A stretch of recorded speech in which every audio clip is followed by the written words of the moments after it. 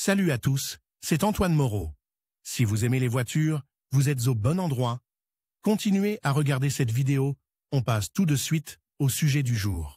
Les batteries au plomb des voitures sont remplies d'une solution aqueuse d'acide sulfurique, dont la densité détermine le degré de charge. En cours de fonctionnement, ce paramètre diminue, ce qui entraîne une baisse de la capacité et des problèmes de démarrage du moteur. À des températures inférieures à 0 degrés Celsius, le propriétaire de la voiture peut augmenter la densité de l'électrolyte dans sa batterie. Le propriétaire de la voiture peut augmenter la densité de l'électrolyte dans la batterie, mais lorsque la masse active se dégrade. Avec la formation de boue, il ne sera pas possible de restaurer la capacité d'origine de la batterie, cause de la baisse de la densité de l'électrolyte. La diminution de la densité du fluide de travail dans les batteries acides se produit dans les cas suivants: décharge naturelle de la batterie, par exemple, tentative répétée de démarrage d'une unité motrice dont les systèmes d'allumage et d'alimentation en carburant sont défectueux. Certaines batteries sont dotées d'une fenêtre de visualisation avec un flotteur coloré pour indiquer le degré de charge en fonction de la densité. Il convient de noter que le voyant ne fournit une mesure que dans un seul banc et ne donne pas une image complète de l'état de la source de courant continu. Remplir les éléments de la batterie avec de l'eau distillée sans effectuer de mesure de la densité. Pendant le fonctionnement,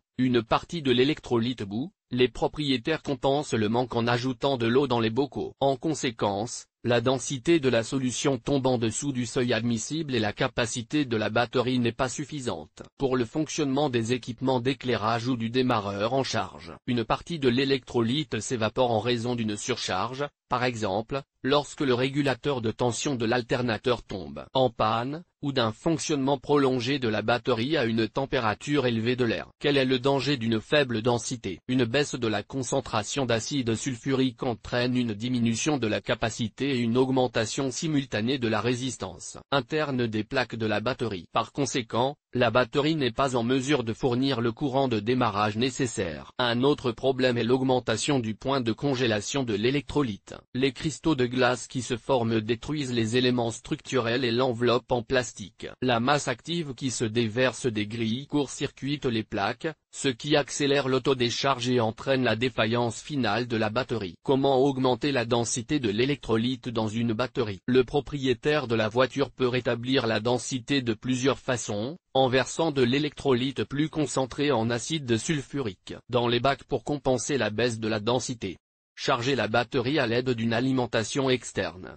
Remplacer l'électrolyte en lavant les bidons avec de l'eau distillée. La récupération est possible s'il y a des bouchons à vis dans le couvercle de l'alimentation électrique. De nombreux fabricants, par exemple Varta ou Bosch, produisent des produits sans entretien avec des bidons scellés. Pour y accéder, il est nécessaire de démonter partiellement le couvercle et de percer des trous, qui sont ensuite collés avec du ruban adhésif ou scellés avec du plastique. Lors de la dilution de l'électrolyte, il convient de noter que l'eau distillée ne doit pas être introduite dans l'acide. Il est recommandé d'effectuer les travaux d'entretien de la batterie avec des gants et des lunettes de protection dans un local bien ventilé. Correction de l'électrolyte: débrancher la batterie du réseau de bord de la voiture et l'amener dans la pièce. Attendre que la carrosserie se réchauffe à la température de plus 20, plus 25 degrés.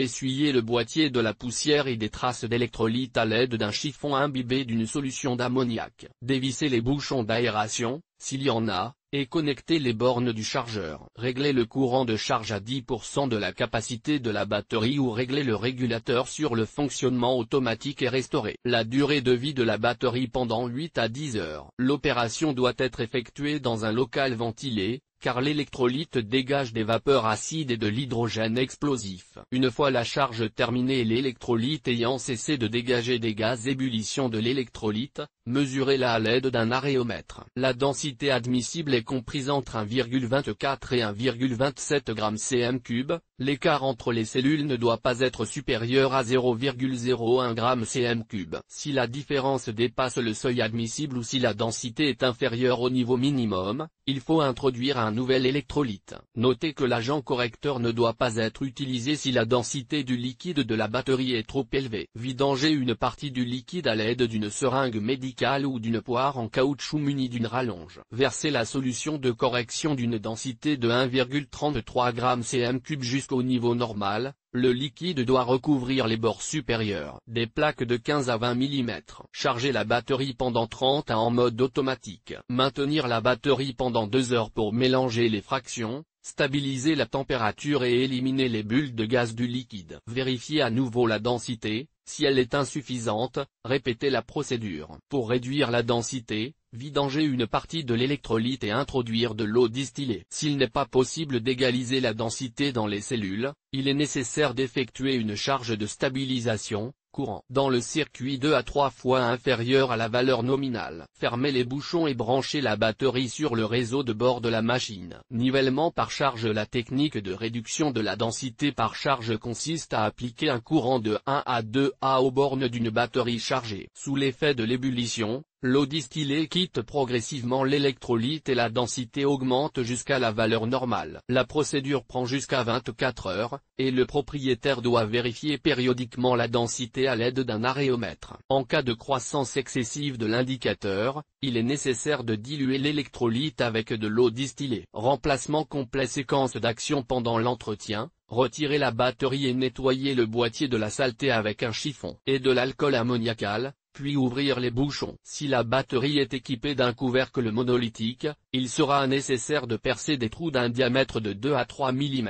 Lors de ce travail, il est important de ne pas endommager les plaques de plomb. Il est interdit de percer les couvercles latéraux ou le fond du boîtier, car il est impossible de fermer hermétiquement les canaux. Videz l'électrolyte des boîtes à l'aide de moyens improvisés, par exemple, une seringue médicale ou le corps d'un aréomètre dont le flotteur a été enlevé. Recueillir le liquide vidangé dans un récipient séparé et le mettre au rebut. Ne retournez pas le boîtier, car la boue accumulée s'infiltrerait dans les interstices entre les plaques et provoquerait des court-circuits. Une fois que les bords supérieurs des plaques ont été exposés, inclinez le boîtier de 45 degrés sur le côté et videz le liquide restant. Étant donné que le réactif reste entre les électrodes et au fond des bocaux, les cellules doivent être remplies d'eau distillée pour le rinçage. Pour améliorer la pénétration, il est recommandé de balancer le boîtier dans différentes directions avec une inclinaison allant jusqu'à 45 degrés. Le rinçage doit être répété 2 à 3 fois. Il n'est pas possible d'éliminer complètement l'ancien électrolyte.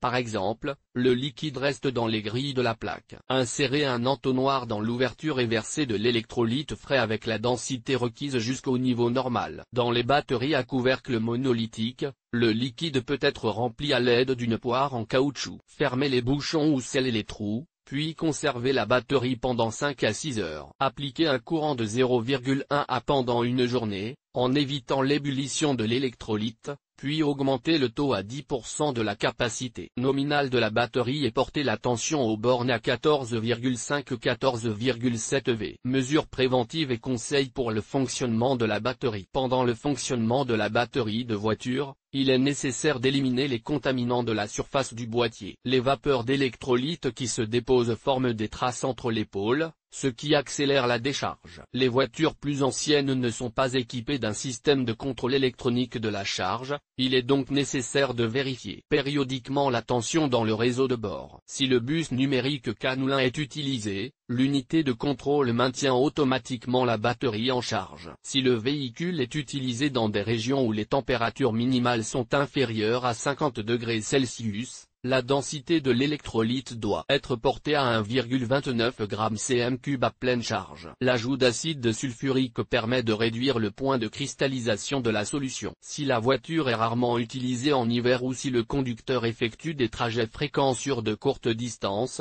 la batterie doit être rechargée périodiquement à l'aide d'un dispositif externe.